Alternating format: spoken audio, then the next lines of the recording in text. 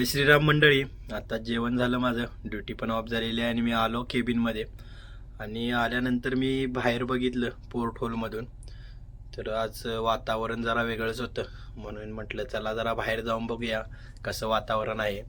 तर चला मंडळी, आपण बाहेर जाऊया आता.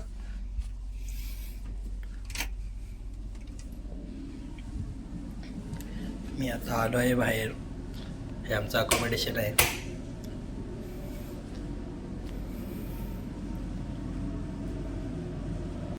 आणि हे वातावरण बघून एक मला गाणं